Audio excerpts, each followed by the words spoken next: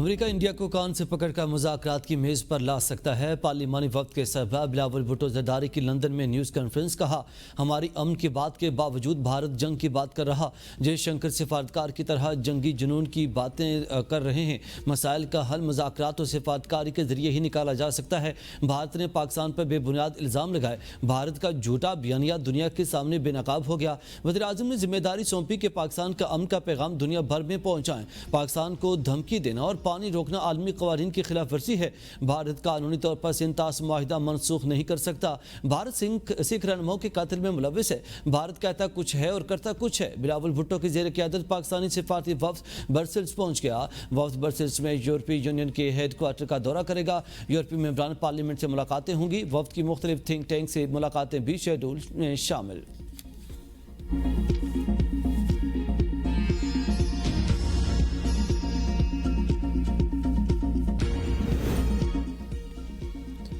وزیر اعظم شہباز شریف آج متحدہ عرب امارات کا سرکاری دورہ کریں گے۔ ترجمان دفتر خارجہ کے مطابق وزیر اعظم متحدہ عرب امارات کے صدر اور ابوظہبی کے حکمران شیخ محمد بن زاید سے ملاقات کریں گے۔ پاک یو اے ای قیادت کی ملاقاتوں میں باہمی دلچسپی کے امور کے ساتھ علاقائی اور عالمی امور پر بھی تبادلہ خیال ہوگا۔ وزیر اعظم کے وفد میں نائب وزیر اعظم، وفاقی وزراء اور دیگر سینئر حکام شامل ہوں گے۔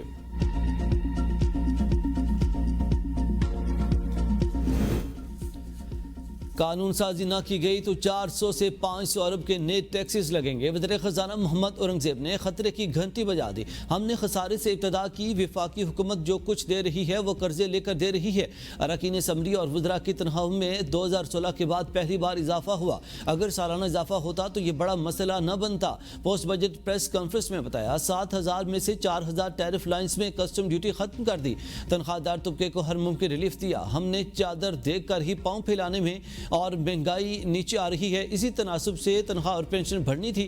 ہم مالی گنجائش کے مطابق ہی ریلیف دے سکتے تھے۔ قرضہ لے کر ہی کام کرنا ہے تو پھر خسارہ ہی ہوگا۔ اس بار وفاقی حکومت کے اخراجات 2% سے کم بڑھے۔ مرحلہ وار ڈیجیٹل اکانومی کی طرف بڑھتے جائیں گے۔ بجٹ میں بجلی کے بلوں میں سرچارج کی کوئی بات نہیں۔ فری لانسرز نے $400 ملین کمائے۔ چاہتے ہیں نوجوانوں کو روزگار کے مواقع اور ماحول فراہم کیا جائے۔ ہم یہ نہیں کہتے کہ 2 کروڑ نوکریاں دیں گے۔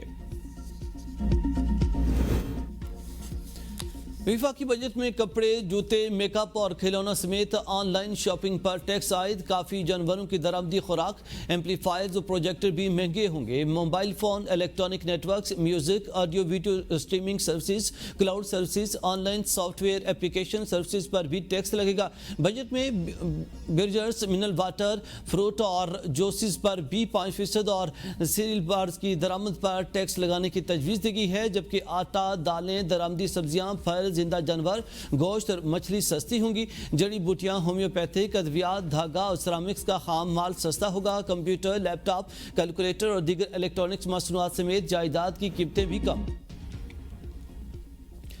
سولر پینل کے خام مال پر ڈیوٹی اور ٹیکسز کم کر دیے گئے۔ سولر پینل کی مشینری اور سیل پر ڈیوٹی ختم کر دی گئی۔ ایلومینیم اور سلور پیس پر بھی اب کوئی ٹیکس نہیں ہوگا۔ لیتھیم بیٹری کے خام مال اور سیل پر بھی ٹیکسز ختم کر دیے گئے۔ تانبے کی بار اور کیسنگ پر بھی ڈیوٹی ختم۔ D C fan, D C breakers کے خام مال پر بھی رعایت دی جائے گی۔ سولر پینلز کے ڈسپلے بورڈز اور بیٹری ٹرمینل پر بھی ٹیکسز نہیں ہوں گے۔ Solar inverter parts, control boards, power board پر بھی ڈیوٹی ختم۔ Monitoring boards, D C boards, LCD display پر بھی رعایت دی جائے گی۔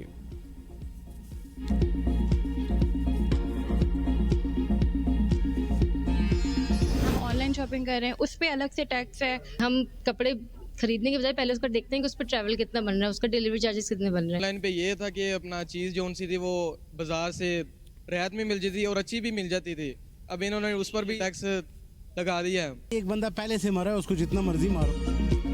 وفاقی حکومت کی جانب سے on line shopping per taxes عائد کرنے کی تجویز پر خواتین اور نوجوانوں کا شدید تشویش کا اظہار۔ کہا کہ مہنگائی کے اس دور میں آن لائن شاپنگ ہی واحد سستا ذریعہ تھا جو حکومت نے بند کر دیا۔ پہلے ہی ہر چیز مہنگی ہو چکی ہے اور اب ہر شعبے پر ٹیکسز لگا کر عوام کی مشکلات بڑھا دی گئیں۔ On line shopping per taxes سے متوسط طبقے کی قوت خرید مزید متاثر ہوگی۔ خواتین اور نوجوانوں کا حکومت سے فیصلے پر نظر ثانی کا مطالبہ۔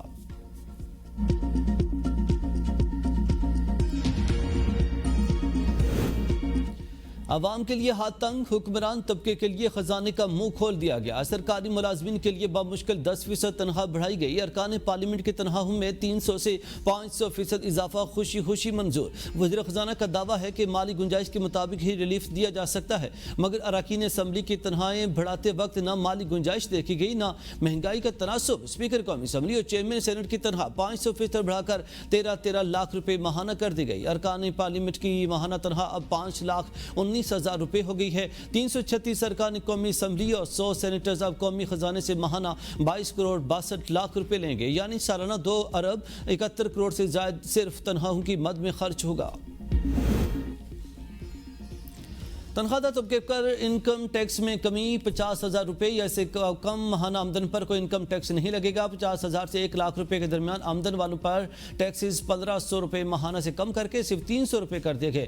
1.5 لاکھ روپے ماہانہ آمدن والوں کے لیے انکم ٹیکس 10,000 سے کم کر کے 6,000 روپے ماہانہ کر دیا گیا۔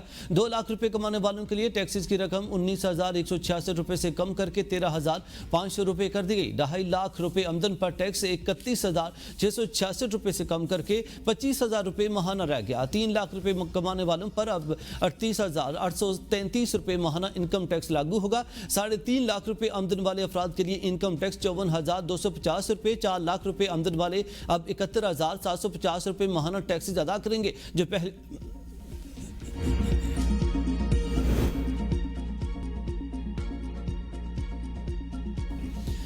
پاک بھارت جنگ میں پاکستان کی برتری دنیا بھر میں ثابت ہوئی۔ وزیر اطلاعات عطا اللہ تارڑ کہتے ہیں کہ قوم مفاد پاکستان کے پیچھے کھڑی رہے، ریاست مخالف بیانیہ ناکام ہوا۔ اب وقت آ گیا ہے کہ معیشت پر اسی یکجہتی کا مظاہرہ کیا جائے۔ پاک بھارت جنگ میں پاکستان کی برتری دنیا بھر میں ثابت ہوئی، قوم مفاد پاکستان کے پیچھے کھڑی ہے، ریاست مخالف بیانیہ ناکام ہوا، نان فائلر گاڑی نہیں خرید سکے گا، بینک سے قرض نہیں ملے گا۔ گزشتہ 4 بجٹ میں تنخواہ دار طبقے کو اتنا ریلیف نہیں دیا گیا۔